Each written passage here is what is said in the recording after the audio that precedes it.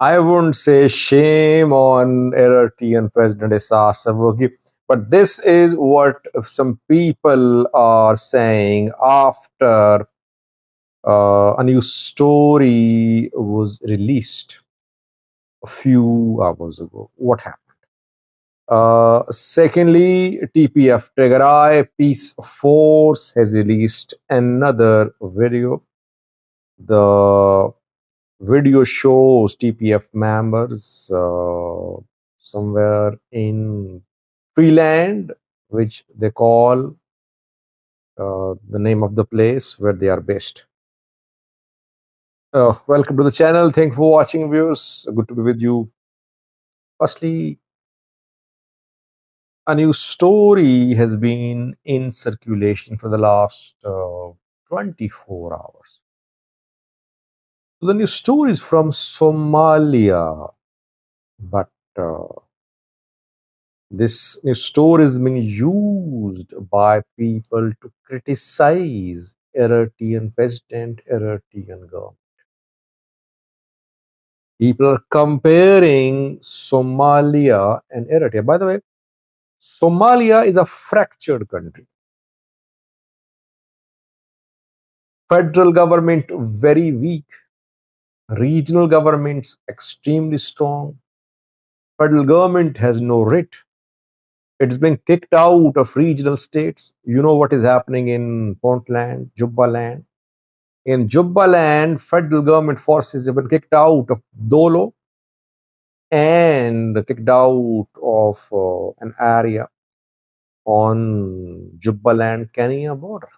Federal forces, they were taken prisoner and they were killed too in the attack by Jubaland forces. So this is the strength of federal government in Somalia. Country is not self-sufficient. It relies heavily on foreign support. Even it receives budgetary support. Without foreign support, its budget cannot be submitted to the parliament because part of the budget needs are met by foreign assistance. Poor country. Poor in terms of no generation of revenue. And less than 1/3 of country under an armed group, Al-Shabaab. Foreign forces there in Somalia. UN, African Union peacekeeping force operating here. So a weak country, fractured country. Compare it with Eritrea. More stable, united, no internal security challenges.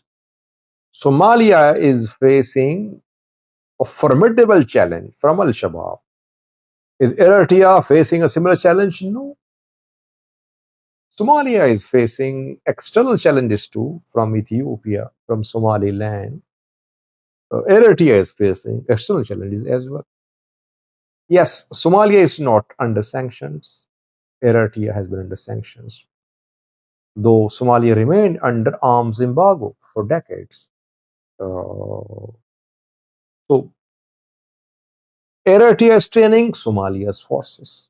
Eritrea takes pride.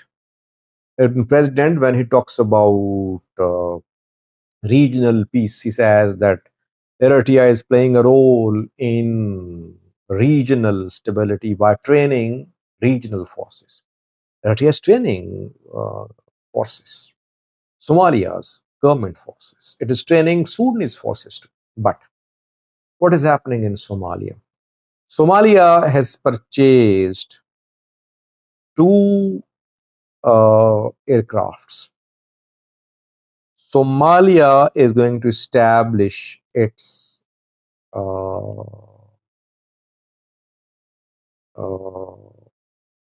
air. Somalia is going to launch its airline. Somalia used to have an airline in the past too, but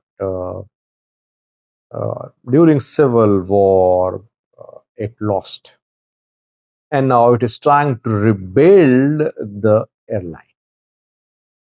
It has purchased 2 Airbus aircrafts, and it is hoping to acquire loans for more purchases. Ethiopia could be hit. Why? Because Ethiopian airline flies twice to Mogadishu on daily basis. If Somalia starts its airline, Ethiopian airline will have less flights to Mogadishu. What about Eritrea? Eritrea also had an airline. It used to fly to Saudi Arabia, to UAE, to Sudan, but the policies of the Eritrean government led to the closure of the Eritrean airline. If Somalia can start an airline, why can't Eritrea start an airline? Why? If Eritrea can buy fighter jets, if it is interested in buying drones, why isn't it interested in buying aircrafts to launch an airline? Eritrea can do that. Eritrea can allow foreign investors. Even I think if Eritrean diaspora is allowed to invest in Eritrea, they can establish an airline in Eritrea. But they won't be allowed to invest. If they invest, they would demand checks and balances. They would ensure that the investment is safe.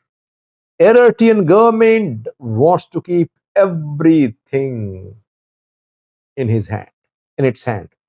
It does not want to lose control of any sector in the country. This is the main problem. A running airline destroyed. That's what we can say.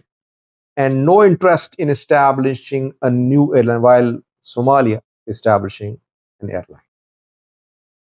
Problem is that Isas Afwerki's focus is on security. He's a guerrilla fighter. He used to be a guerrilla fighter.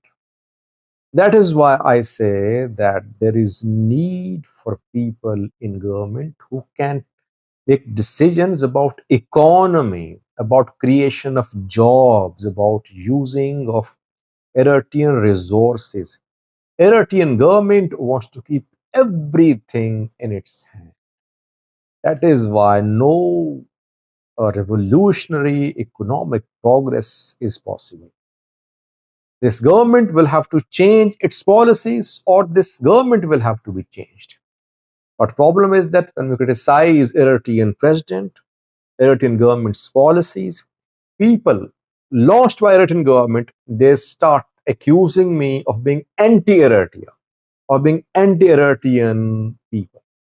And some naive viewers buy this propaganda. When we criticize the government, it does not mean we are criticizing the people of the country. This government is accountable to the people.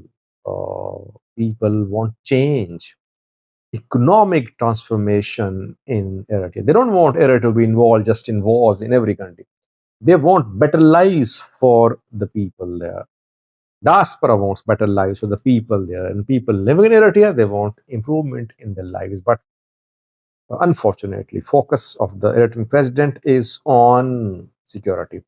That is why people are saying, shame on Eritrean president that neighboring fractured Somalia is establishing an airline, and Eritrea is interested in just training forces and training its youths for fighting. Last, I have a clip for you released by TPF, Tigray Peace Force. TPF is releasing pictures, videos, rejecting, dismissing the claims by TPLF-backed news sources that TPF is collapsing, that it's being disintegrated. TPF still there, and TPF sources claim that their numbers are rising with every passing day. Watch the clip released by Tigray Peace Force. Thank you for watching.